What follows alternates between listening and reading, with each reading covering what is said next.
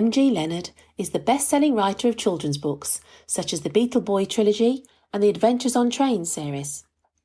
Her books have been translated into over 40 languages, and Beetle Boy is currently in development as a live-action series for TV.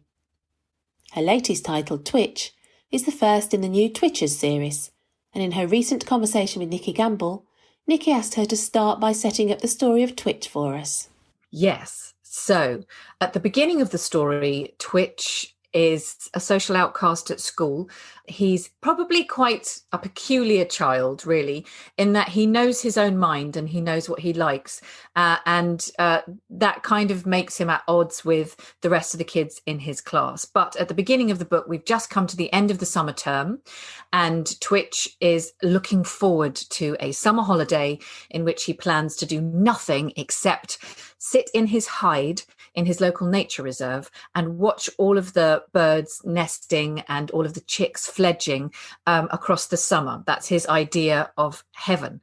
However, his plans are foiled because 2 nights before the beginning of the summer holiday, a convict escapes from a local prison and the police track the convict to the nature reserve. Now, the convict is a bank robber, and the rumours are that the convict has come back to the nature reserve because their loot is hidden there. So there are lots of people tramping around the nature reserve, including the police, all searching for the convict or the missing loot. And there's a lot of excitement and a lot of fuss, which is infuriating to Twitch because Twitch wants peace and quiet so he can watch his birds.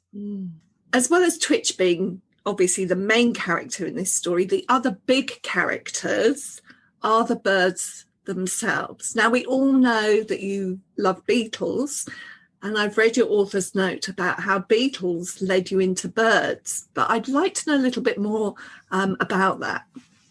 Yeah, so when I was doing lots of events for the Beetle books up and down the country, I met lots of young readers who loved insects, but who were also passionate bird watchers.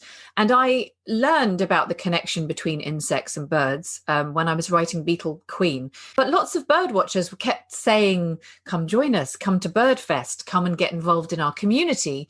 And to begin with, I was reluctant. But what was interesting is the more bird watchers that I met and the more I learnt about the pastime of bird watching, I thought, well, it's not that different when you go on a bug hunt. I go looking in the undergrowth for insects. Actually, you can do both. You can look in the undergrowth for insects and also notice the birds around you. And it kind of broadened my view of the world as I started noticing birds and then looking at birds and thinking about bird watching. And I always listen to my readers. Quite a lot of them were saying we'd love a book about birds. And I thought, could I do that? I'm not sure. And so in 2019, I set off on a short research trip with my family to Hebden Bridge in Yorkshire, to a nature reserve called Cromwell Bottom, which I'd heard had a really interesting mix of birds. And I also love that part of the world. And so there in Cromwell Bottom, I encountered my first kingfisher. And I can really pinpoint that moment as the moment that I just fell in love with bird watching. Now, in your book, there is another character, Jack, who doesn't know much about birds to begin with. You've come across very keen bird watching children. I wondered whether you'd also come across those that really don't know the difference between a blackbird and a crow, which of course is one of the distinctions in the book. When you write a book, you put a little bit of yourself in every single character, even the horrible characters. You know, you really have to try and put yourself in the place of that character. And when I grew up, I was an urban child. I didn't know anything about the natural world. And we lived in London. And then suddenly my family suffered a financial misfortune.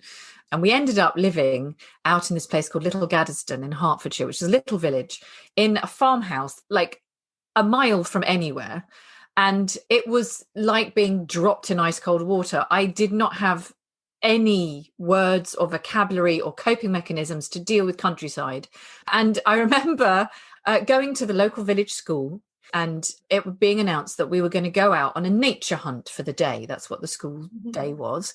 And we were given a sheet of all of the things that we needed to go and find, like find an oak leaf, find a rowan berry. And I was like, I thought all trees were trees. I did not know that there were different types of tree, and I did not know how you differentiated one tree from another. And I found it a very alienating experience. And because it was assumed knowledge, because everyone who grew up in this village obviously knew all these things instinctively, no one thought to teach me. So I just felt isolated from that kind of an experience. And Jack is a character that is isolated from that kind of an experience. And that kinship that you feel with nature is not there for them. And I think that's a terrible thing. And for me, it was reading The Secret Garden at about 10 or 11 that made me realize that it was something you could learn. And so that is behind a lot of the books that I write. That's a lot of my motivation for writing. And one of the things that I really wanted to do with Jack was to show the journey that you can go on, when you start from a position of not knowing, and the joy that it can bring you and the wonder as you learn. And sometimes, obviously, if you are isolated from an experience and you don't understand it, you can mock it or bully others for having that knowledge. So that's very much a part of this story. The thing that gives Twitch the strength and his own sense of identity is his knowledge and understanding of the bird world. Yeah. And he believes that he can exist on his own. He doesn't need other people, but actually he does develop a good friendship. And so he has something to gain through this story as well. Yeah, I think that's a narrative that socially outcast children teach themselves. I know it's something that I built around myself in secondary school to protect myself, was that it was okay if I didn't have friends, but I didn't need friends. I had my imagination and I had books, and and for Twitch, it's like, well, it's fine if other children don't like me. I have I have birds, and I have my chickens, and I have my pigeons, and children are great at coping with those social difficulties. But it doesn't change the fact that when Twitch begins to have a meaningful friendship, he can't go back to being someone who didn't mind not having friends. Like, it's his big journey in this story is opening himself up and making himself vulnerable and discovering that friendship actually really can bring you great joy, but you have to be brave. There's a lot of bravery in this story from all of the children, actually. Yeah. Having said there are no bad children, you do like a good villain. I get a sense that you enjoy writing your villains. Obviously, in the Beetle books, you have a villain to rival Cruella de Vil, without a doubt. In this one, you kind of challenge the stereotype a little bit, don't you?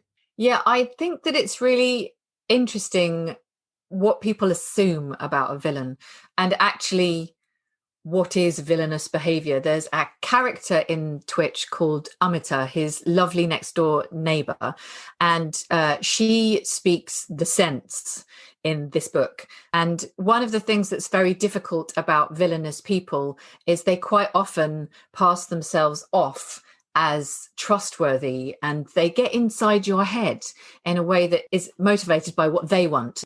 And I really wanted to play with the notion of who really is a villain in this story, because at different points the reader will think, oh, that is a bad character, they are bad.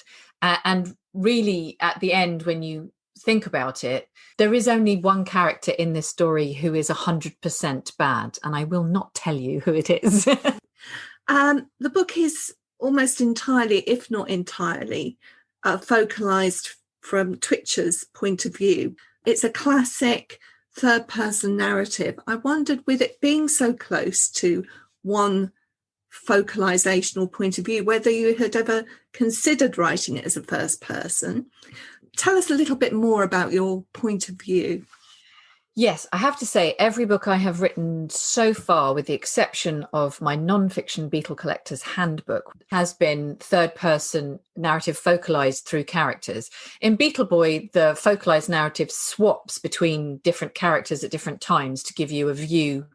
But I really enjoy having the opportunity to provide the omniscient narrative. The thing about writing for children is that I really try and introduce vocabulary and thought processes that might be a little bit sophisticated.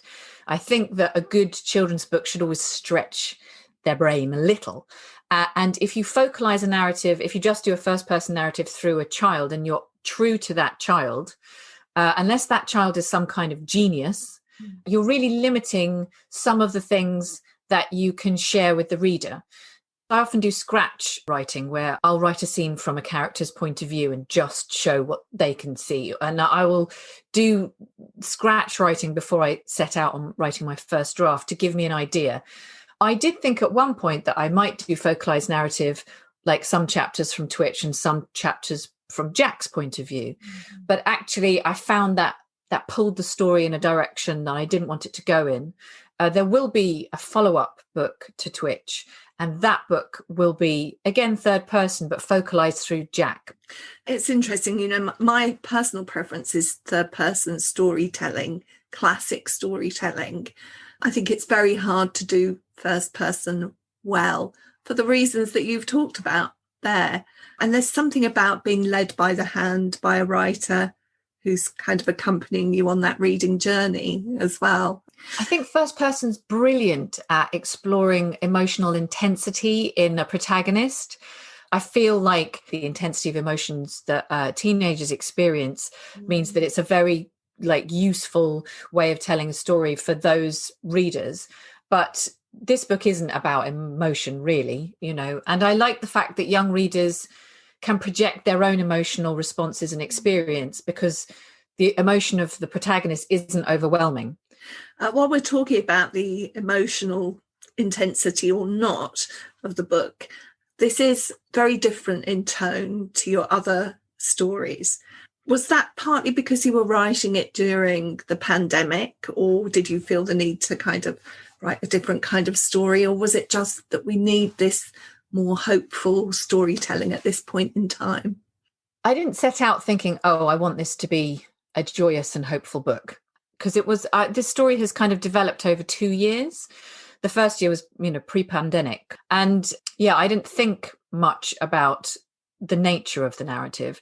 And then my mother-in-law, who is a huge inspiration to me and a massive bird lover, she was diagnosed with a terminal cancer. And suddenly hope became really important. And this book became the book that I wrote for her. And she was a joyous human being and she loved children. She was the headmistress of a primary school, and her kind of ethos and attitude to children is completely and utterly peppered throughout this book. And then, of course, the pandemic happened. We lost her. It was a very difficult time. And I just thought, I don't want to write anything dark right now. I want to write something about the goodness of people and people's capacity for change and people's capacity for growth and the joy of nature, and really show that you can find joy even in the darkest times. And so that became the whole tone of the book. Let's talk about the exciting aspects of the book and the plot. Are you somebody that's is a real plotter? Because this kind of story, you do have to be quite tight. Yeah, I have a very structured way that I approach writing books now. When I wrote Beetle Boy, it took me 10 years to write Beetle Boy, and I really didn't know what I was doing. And I wrote the draft 14 times, and the first draft of Beetle Boy was 120,000 words, and the published book is 50. So you get an idea of just how little I knew about writing a book when I first set out to become a writer. And one of the things that was a really good lesson to me was understanding the structure of narratives, the 5-act structure, the 3-act structure, the hero's arc, all of those things. And then I was quite horrified when Beetle Boy came out. It became very successful very quickly, which was a surprise to everyone, including me. And the publishers were like, well, we have to publish the next book within 12 months or your readers will forget about you and grow up and you'll lose them all. And I was like, what? It took me 10 years to write one book. I can't write a book in a year. And so at that point, I realized I needed to get very professional and treat it like a job and work out how I write books. It took me a good couple of years to hone that, but I start off with a spreadsheet, and it's divided into Act 1, Act 2, Act 3, Act 4, Act 5. My Act 1 is never more than 10,000 words. In it, every character is introduced, the problem is expressed. I'm now very well versed in the structure of a book. And one of the things I do before I write any kind of a draft, I get post-it notes. I think about every aspect of the story. I think about the arcs of certain characters. I put them into 5 acts on a wall. I spend a week probably staring at a wall and thinking and reading research books and just trying to get the shape of a story. And I consider that what I call gathering the ingredients. Like if you were making a cake, you gather all the ingredients and you measure up all the right amounts that you need for all the different things. You don't start cooking. And that's really a strong part of my process. And I've honed it so I can turn around books that are really well thought through quickly. That's really interesting. One of the questions that I was going to ask was whether you consider writing principally to be an art or a profession. I think it's a craft. So I'm going down the middle there. I mean, it's both an art and a profession, but for me, a very helpful metaphor for writing books is making chairs. So anyone can make a chair, but you wouldn't necessarily want to sit on it. Some people can make absolutely beautiful chairs that are very uncomfortable, and some people can make really comfy chairs that look really ugly but feel amazing. And so there is a craft to learning how to make a chair. And then once you've learnt that craft, you can become an artist and you can take it to different levels. And it's the same metaphor I use to discuss celebrity authors writing children's books, which is a very contentious issue. And it's like, look, anyone can make a chair, but I want my children to sit on chairs that will help their bones be in a good position, that will enable them to learn whilst they're sat in that chair. I want that chair to be made by an expert in making chairs. And, you know, quite often celebrities are not experts in making chairs. So I think of it like a craft. And the reason why I use this analogy is that my father-in-law is a wood turner and makes rush seating chairs. And I know the artist that he is. So the craft, the skill, the labor, and the fact that he's invested an entire lifetime in becoming an expert in making the most exquisite and beautiful chairs that feel amazing to sit on. It takes real skill. But it just looks like a chair at the end of the day, you know.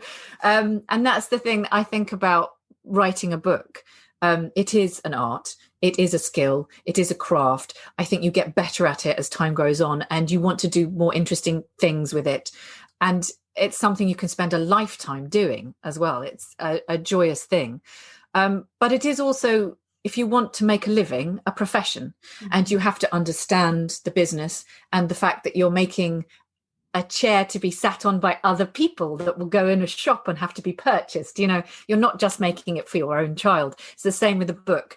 And that takes a lot of people, editors and, you know, illustrators and just so many people. It would be really great, actually, to hear some of the story. And I think you have part of the book, chapter 4, that you're going to read to us today. Tell us a bit about how this fits into the story, and then we'd love to hear it. Yes. So the reason I've chosen the beginning of chapter 4 is because it's the beginning of the excitement in the nature reserve. Twitch has noticed that the police they're there with sniffer dogs, there's helicopters, there's policemen like searching the pond, and he doesn't know why they're there or what is going on. So he's exploring, trying to understand what's happening in the nature reserve. And in that process, he encounters 2 suspicious and frightened behaving girls hiding.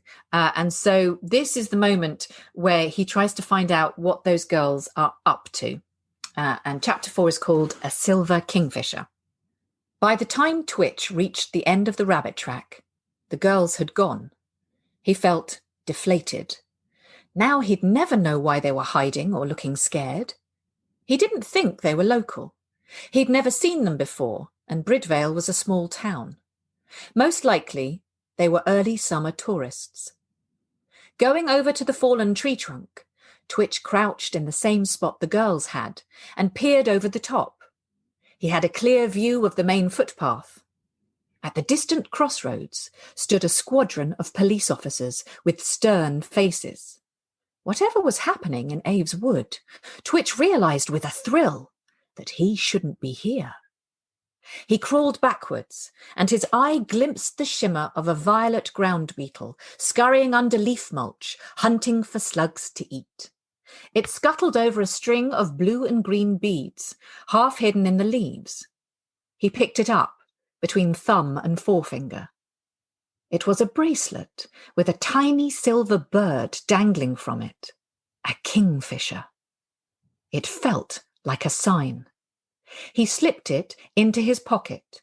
If he saw the girls again, he'd use the bracelet as an excuse to talk to them and find out why they'd been spying on the police. Thinking it best not to look suspicious, Twitch marched upright and noisily through the trees to the main footpath. And sure enough, before he got there, an officer had called out to him. "You, young man, come here." "Yes, sir," Twitch obeyed. "What's going on, officer?" he asked. "Why are there so many police here?" "We're combing the woods," the officer replied. "Are you on your own?" Twitch nodded. "Bird watching." He pointed at the binoculars around Twitch's neck and smiled. Twitch nodded again. "Seen anyone around here that you don't know?" Twitch thought of the two girls, but was already shaking his head. The girls had looked scared of the police, and he didn't want to get them into any trouble. So you get your kingfisher and your beetle. It's good that the beetles are still there. Your settings are called Bridville, which I'm guessing is sort of playing around with bird, but making it not quite so obvious. And Aves Wood, from the same kind of Latin root there. Yes. Are they based on real places? Yes, Aves Wood is Cromwell Bottom. And when I wrote the book, first draft, it was very location specific. So it was very Yorkshire. It was in the Calder Valley. There was Hebden Bridge. There was Brighouse. It's not a book about Yorkshire. It's a book about children loving birds. And I didn't want it to become so site specific. What I wanted it to be was universal, in that I wanted the nature reserve or the woods to be like any woods down the road from any kid's house anywhere. So I didn't want it to be about the location. So, I mean, if you go to the places in Hebden Bridge and along the canal, you'll see I have described them absolutely accurately.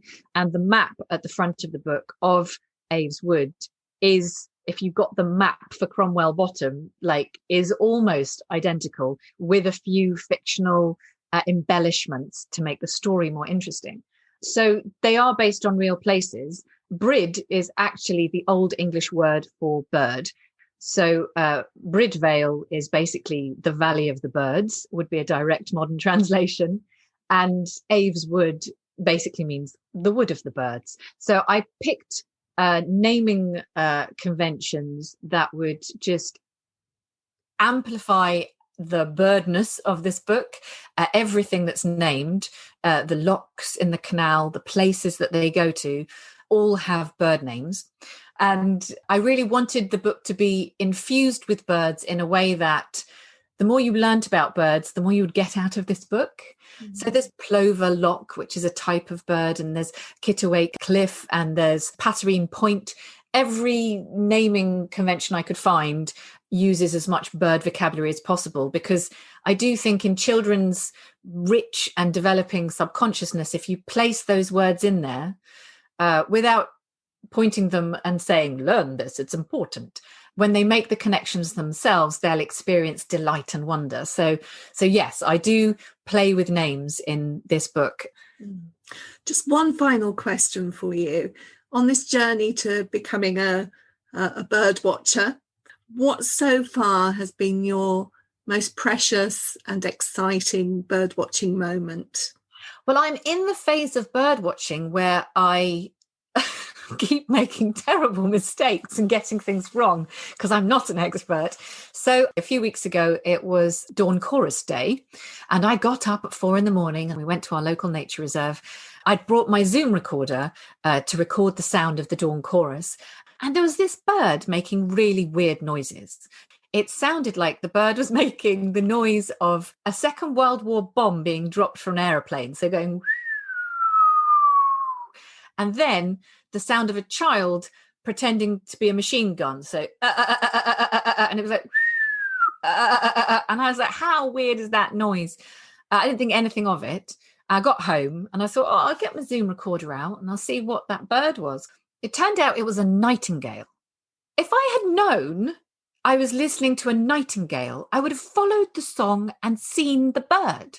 And this kind of happens to me often. I don't know what I'm hearing. So now I've downloaded an app to my phone that can recognize a bird song and tell me what it is, so that if I'm in that situation again, I can try and see the bird. So I'm still making mistakes, but I cannot tell you the joy and the delight I felt to realize that I had at least been in the presence of a nightingale.